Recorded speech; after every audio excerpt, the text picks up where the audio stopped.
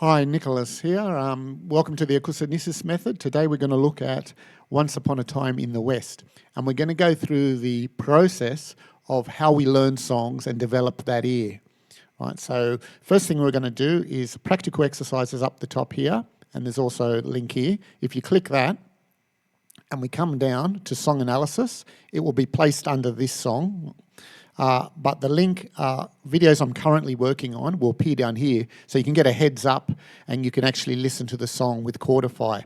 Because one of the approaches we're going to be doing is we're going to be listening to the melody. If you don't have the melody in your head and you're not sure what it is, it's very hard to learn it. So you go and listen to it about a couple of times before you start, and you're always going back and forth, listening for the melody, working it out.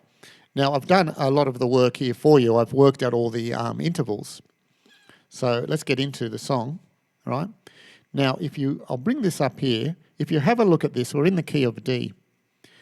Now, one thing, we've got a whole lot of numbers here, and if you're not sure what they mean, lesson 2 will tell you about intervals, and then go to the key of D, which is lesson 6. And go through lesson 6. You can skip the intro. I've got a little skip now in the description, so you can just skip that crap and just go straight to the hand positioning and the visualization and hand positioning. All right, so I've been using this for about 10 years, Chordify. Now, because of copyright laws, I don't want to get any copyright strikes, so I'm not going to be playing this at all. So, which is a bit of a hassle, but what we can do is when you learned the song, you can play it, of course.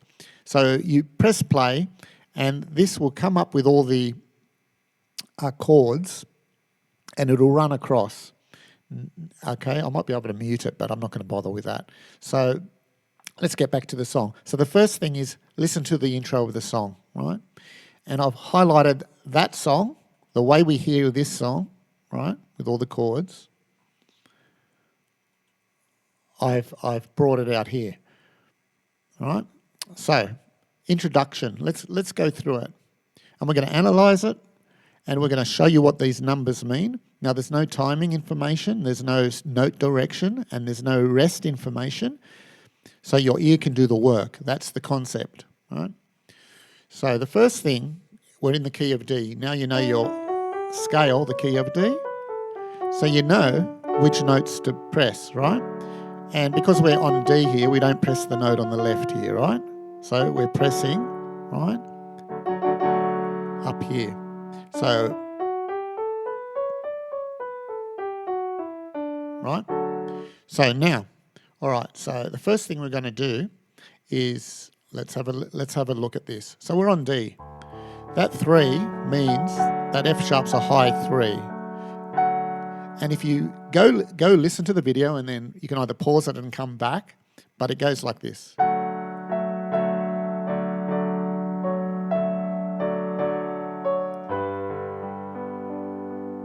And then when we hear we're a high 3, 2.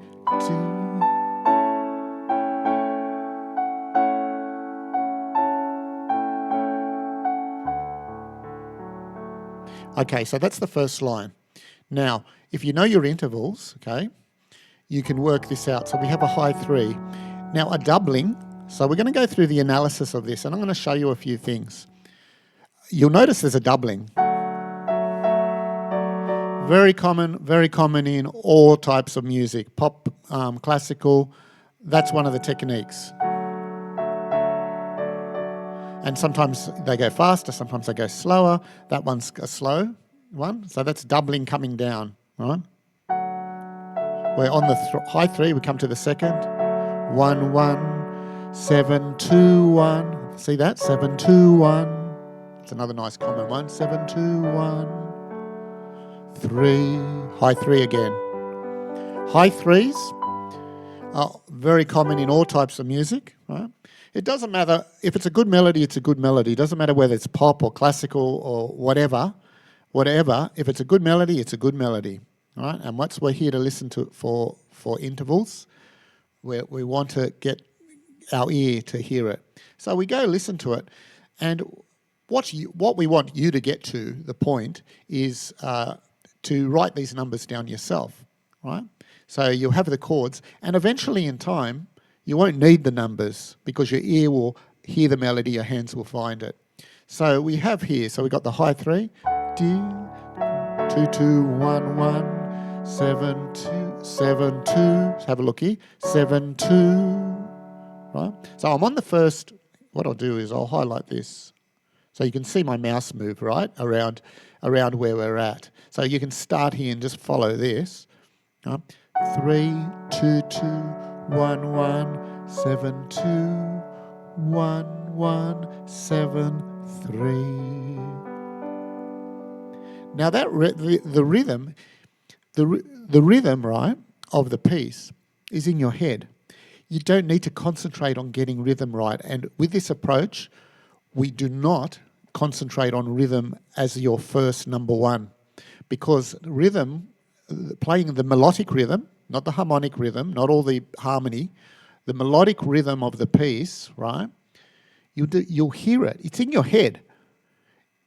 Now, you can't, with sheet music, the problem with that is if you're concentrating on trying to get the rhythm right and you're trying to get the notes right, you're trying to do too much in one hit, right? With this system, right, we just put the rhythm aside for now, right? And then we just concentrate on getting the notes right. And you'll find, you don't even have to think about the rhythm. Once you hear it a couple of times, you'll naturally remember it. We're very good at remembering melodies. And if you're not concentrating on getting the timing right, it will come out, right? So,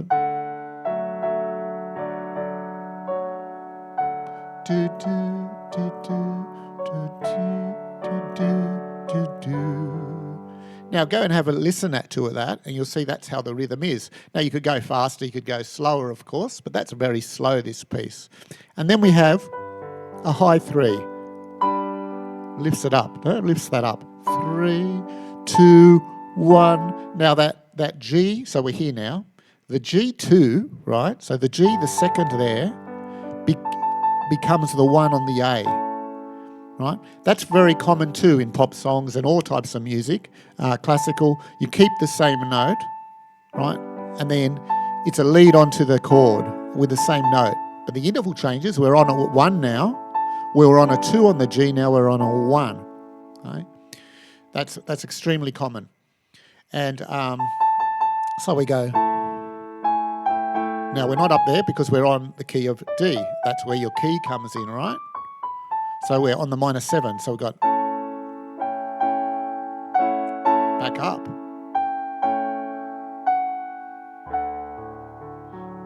And that second line,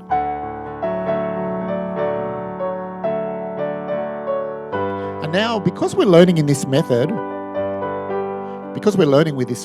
we can add more notes. But as long as we stick to that, one of the tricks is sticking to when the chord changes, right? So we're here now. When this chord changes to G, as long as you hit that high melody note, right? So the direction of the song, people can recognise. They can recognise. So have a listen to this. If I just hit the skeleton of the song, so that means at every chord change, just hit the interval 3. Now the intro itself is pretty long, so it's probably not the best example, but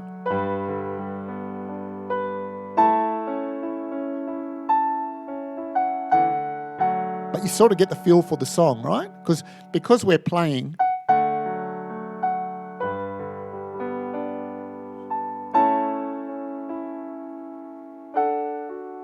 Yeah, so that's the skeleton. Now this is a long drawn out melody for the intro. So, and then on the very last line, so the highlight on the very last line we end on the D. So the very last line starting from that A, so we're up here.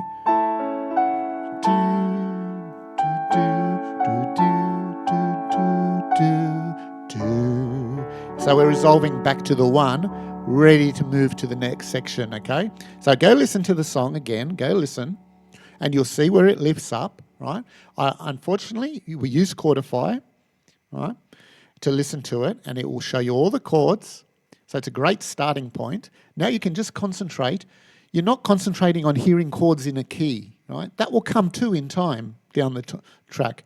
We want to get that ear hearing melodies. That's the first thing. And the melodic rhythm, that's what we're developing. So you need an understanding of intervals, because when we can hear intervals and we can name them and we can find them on the piano, we're creating these multiple memory associations that helps our ear. And even when we say it out loud too, that's another memory association, all right, that you can add. So you've got several memory associations to build that ear, to hear these melodies. And you'll find if you do this, it will take probably 10 songs, and that maybe less. The more you do, the better, obviously. But that ear, you'll start to feel, you'll start to hear the results. You'll be able to start to recognize intervals better and better. It'll get better, right? So let's get to the next section. So any highlights here? What's the highlight of this intro? Well, this octave jump is definitely the high, right? You know, octave lifts to a song, right? So that's always a good one. So on the left here, if you go to the website, you can read this all for yourself. I highlight things that I find that's uplifting for the song, right? So the 3-3 jump to the 3 high on the G, right? And also the song ends on D, the same note as 6 on A. I explained that before. All right, let's go to section 1. Okay, so the first thing you're going to do is go listen to it. So go press play on Chordify. It starts here where the black is, right? So after the intro, and just listen to it so you know what it's doing, right? So we start on a section 1, a low 5 over here, right? 5 on the D, and then it goes up to the high 5. But we can start here actually because it's higher. Right, so that's a 3, 4, 3, 2, 1. Right, so it's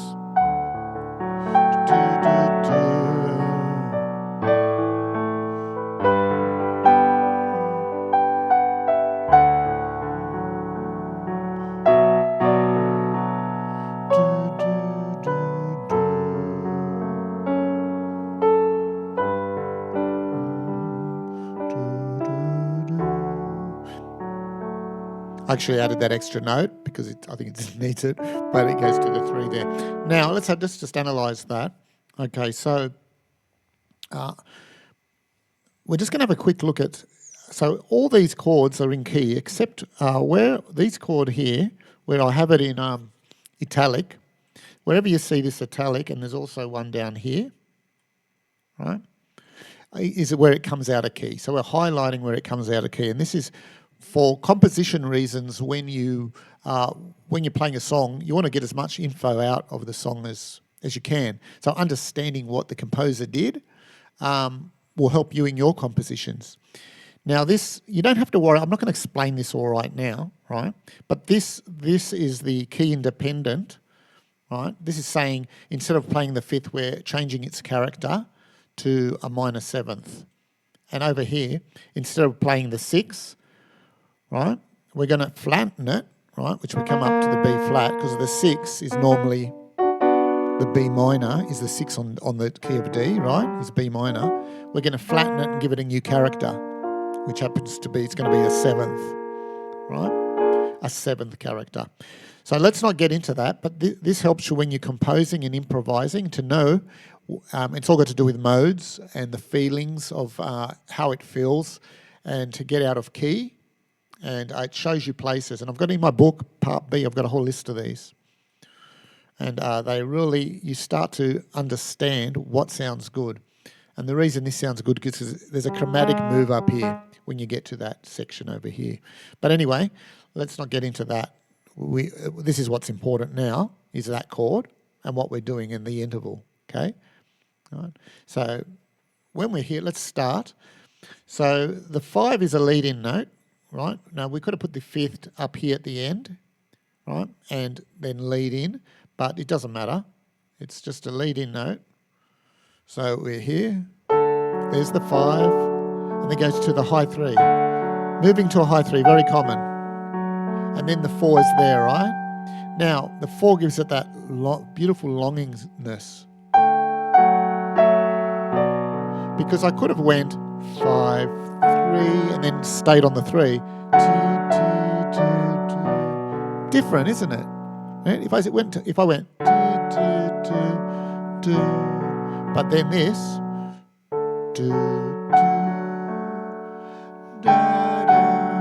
Now, why does that sound better to us? It sounds better for one, we're rising, and when you rise, it's always going to sound a bit better. But we're rising, but we're straight away turning direction and making it sound sad. So we're going, and that interval too is such a beautiful longingness, that 4th interval. Now, by understanding the feelings you get from listening to intervals, this is why learning by intervals is so important, that I've never seen anyone understand this ever. They sort of get to it because modes give you feelings, right? But to understand what a mode is, right? A mode is a collection of intervals, right? Any scale is a collection of intervals. But when you're playing a melody, it's the melodic serial. It's this series of melodic intervals which gives things feelings, So if I'm playing the Western major scale, that has a feeling, right? And if I play the Dorian, it has this other feeling. Now the feeling's coming from where the tones and semitones are falling, or just the progression of the series of intervals, right? So, but all melodies do the same, and that's what gives you feeling. So understanding what feeling they give you, it's a great composition tool. Anyway, so let's get back onto this. So we're here, right? So let's have a look again. So we're on the 5, 3, high minor 3.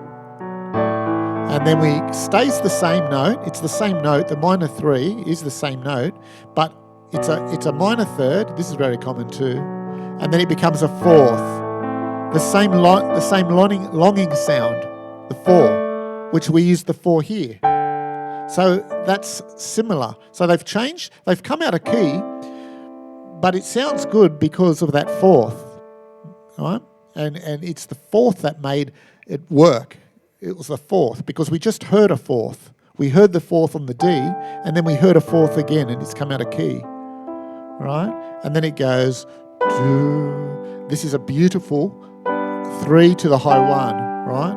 3, beautiful interval jump, right? And then the high 3 again. High 3s, high minor 3s are very, very common, in all types of music, and they lift the song to a place. They lift it and want to move it because it's not if you want it really longing, you'd use a 4th or even a 2nd to make it a bit sadder. But the 3s are nice because they're going to take you somewhere. That you won't just stop. You won't just stop and get really sad. But because it can be a happy, it can lift you up, it can do a lot. So, and they wanted this song to keep on going, right? So, but the longingness, that feeling of sadness is almost like from the very beginning, right? So,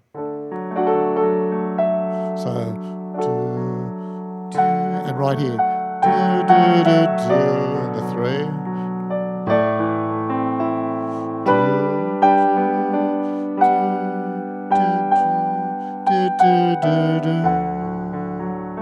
And again, the sadness comes in. 2, 2, 3, 1. That is a beautiful combination. That. So a little pattern like this.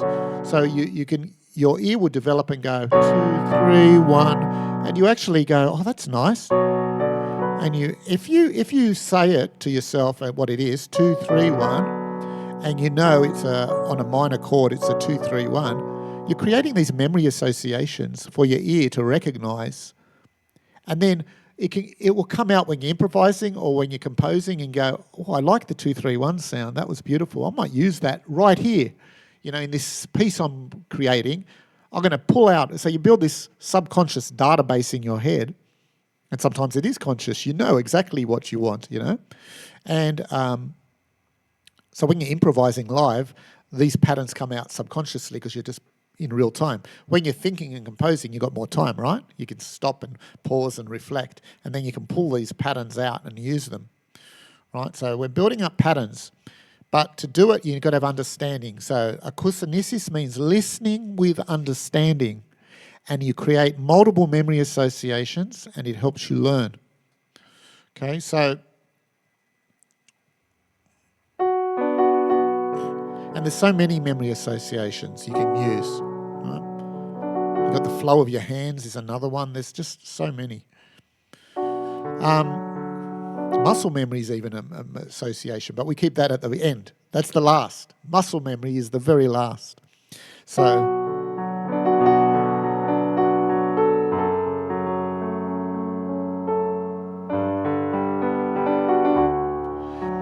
All right, so where are we up to?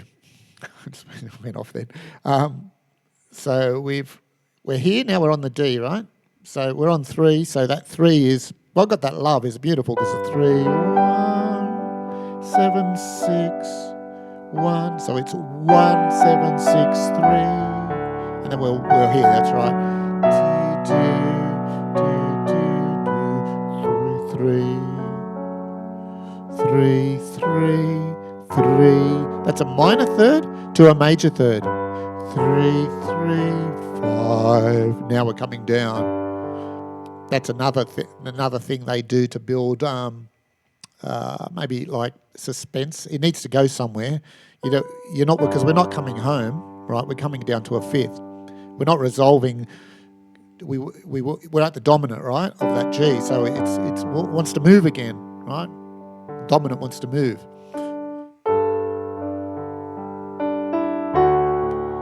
The 3 can be resolving, right? But it also wants to move too, right? And then this here, so we're on to the change section. Let's just quickly look at the highlight of this. So the 3 to high 1 is one of the nicest highlights. The 3, so where I've got the love, I think I've got that one as one of the, if you listen to the song, it's just gorgeous, it's beautiful. And then there's a feelings of longingness and sadness when we get to B minor here, and it's waiting for this change to come. This is a great section. So we've got the coming out of key here with the A sharp, right? And this is a good example of considering a more complex thing we're doing, like.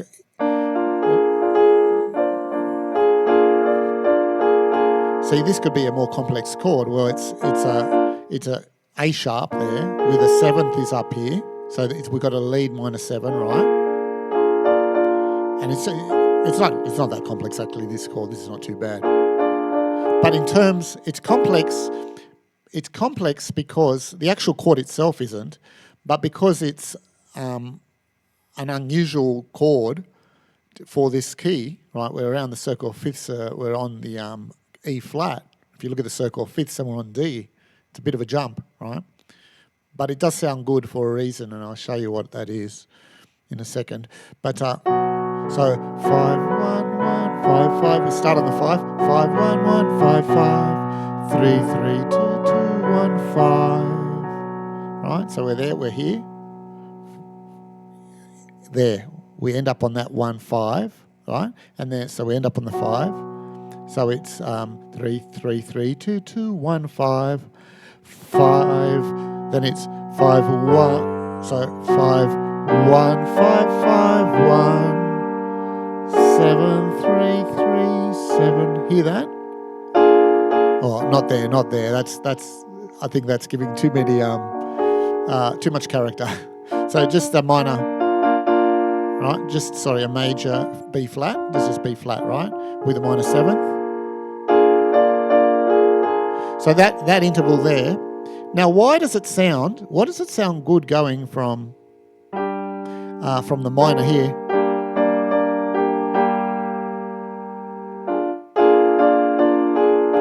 Well, for couple of reasons.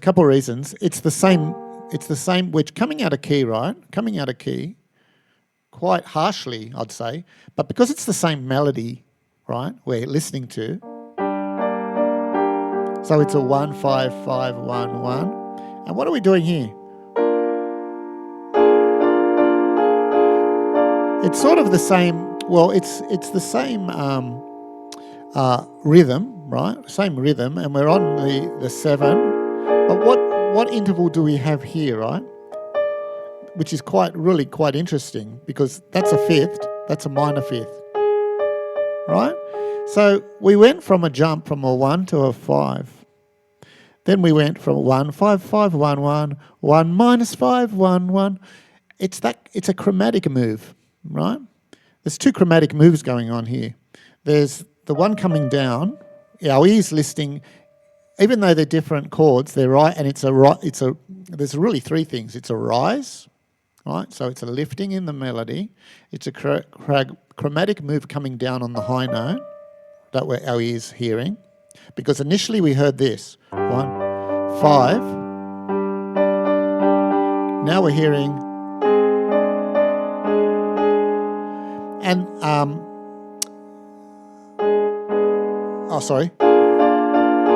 that one, right? So it's on our ear on the right. First, on our left ear, we hear the bass note, right? We hear the bass note. This is getting really, really technical, but this is a very interesting change here. This is a very interesting. So I'm going to go with it. If you don't follow this, well, you will. You will one day. But so we have a few things going on, right? And this interval here, right, is a minus fifth, is a minus 5. So this was a 5. This is a minus 5, and it's also the same note too. So our ear is hearing the same high note, right, on that change, which makes it sound good. It's hearing a change in coming from a chromatic move, that's a chromatic move, and it's a chromatic move going up as well on the low end. And also the sound of the interval is a chromatic move, because that's a fifth. If it was like 5 5, and you hear that? And so there's a lot going on there. It's a beautiful choice of progression, a chord progression, absolutely beautiful. And there's a lot in it. But at the end of the day, it's only a very simple chord, right? It's B flat, right? With a high minor 7, right? So the composer chose that chord. Whether he did it on purpose or not, or understood what he was doing, I'm not sure. But we can analyze it. And try to understand, right, what's going on. Because if we can analyze it and understand what's going on, right, we're putting understanding to what we're hearing. Akousunesis, right? Putting understanding to what we're hearing.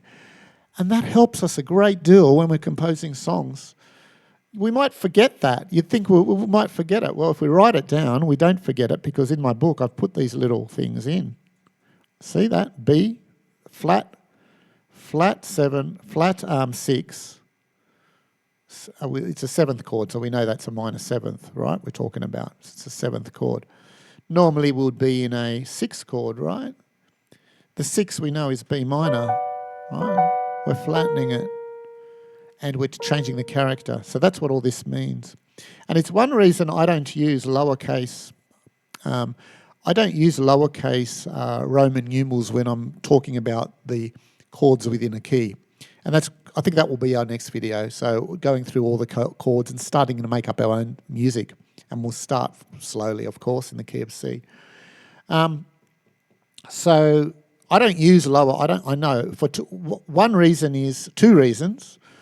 You should know that a 6 is a minor chord. You should know that. You should know the second and the third is a minor. You should know the seventh is a diminished, right? And you know the two major chords, the major sevenths, is the 1 and the 4.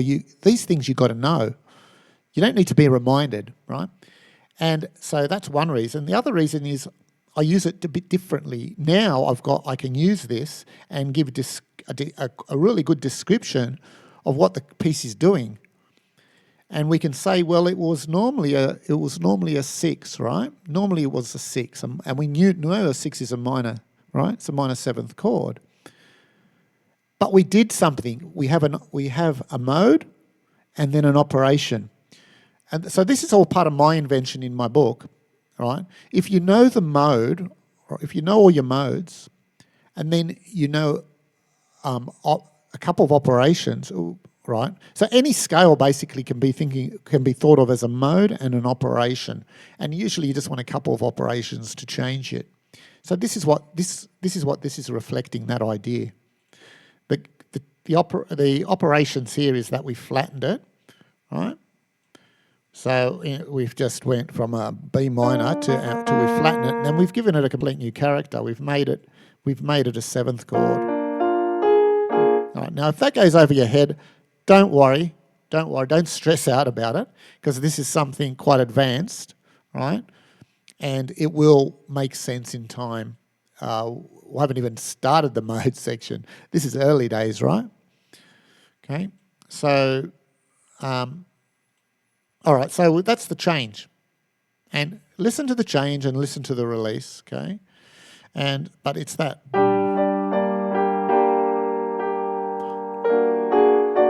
Oh, I keep on wanting it to go up there, but it doesn't sound good, right? Right, then it goes.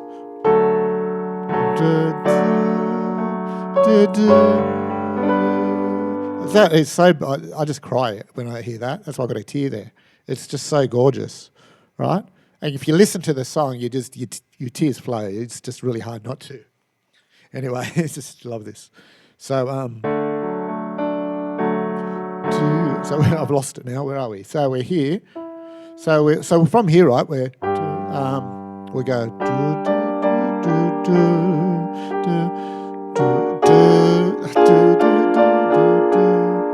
Then we slide down here, right? Chromatically, just moving down to the 5. It holds that. Now look what we're doing here. We're coming down to the major 7th, which is the same note as a minor 5, and we're hearing that minor 5th again. We just heard a minor 5. Remember, a flat 5. We heard it just on the last chord, the A up here. So we've jumped 2 chords, and the melody's progressed. What happens with melodies is that you remember like a few notes before, right? And it's how this feeling and all this works. But we remember what happened before, and we're reinforcing it again. And it's what makes things popular and what people remember. It's all about remembering melodies. Melodies are the most important bit of a song. Rhythm's great, gets you dancing. Good for young people is fantastic, to get you dancing. But rhythm without a beautiful melody is just a dance song, right? It's just dancing. And a beautiful melody also needs some rhythm, although this piece is just gorgeous and it's not a lot of rhythm in it. It's just beautiful vocals. Anyway, so where were we up to? So we heard that -5. So we were on the D here. We come here. So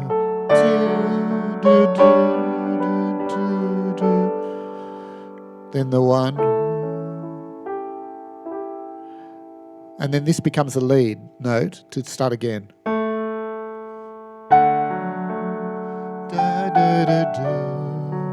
And then it continues again, right? So then if you listen to the piece, it just loops. And then it changes key.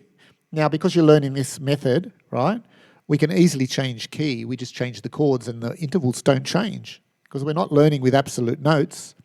If it was a piece of sheet music, you'd have to readjust your head. Now there's new notes you have to learn, right? And it's not how we hear music. We hear music in terms of intervals, in terms of relative pitch movement. So that's how I teach with that. And you'll get very good if you adopt this approach and you practice. The key is always listening. So I'm going to end the video now, right? So the key is listening, working it out. Now I've given you this here, right? All the notes.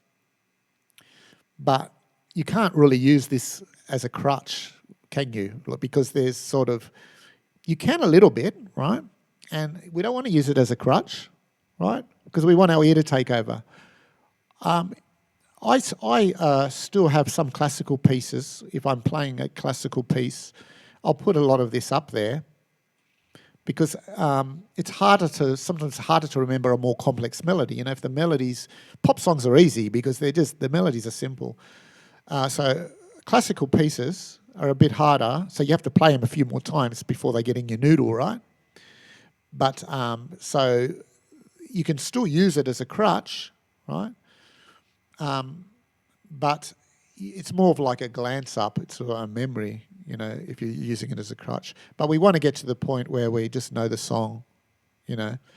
There's nothing wrong with having a visual crutch. That's fine, because if you've got a lot of songs got to learn, you've got hundreds or thousands of songs, you can't remember everything. You'll hear it again, right? You'll hear the song, you might have heard the melody and recognise it, and then you go to work it out. Oh, your hand finds it quite quickly, right? Anyway, that's the end of the video. I hope you've got a lot out of this video. There was a lot in it, I know. But we're going to go through some more, right? And I do take song suggestions too. So if there's a song you want to learn, I'll put it in a list. And I'll do it in which I want to do first. So first in, first serve, it won't happen. It's whether I want to do that song, and I'll bring it up. And if you tip me, I might bring yours up further up. Anyway, so that's it. And I hope you enjoyed that, and I'll see you in the next video. I think the next video I do will be some composition. We're going to go through every key. So we're going to go through every chord, not every key. We're going to stick to the C, and we're going to go through every chord. We're going to learn them, all the seventh chords, and we're going to start to make up songs, all right? And that's it. Bye.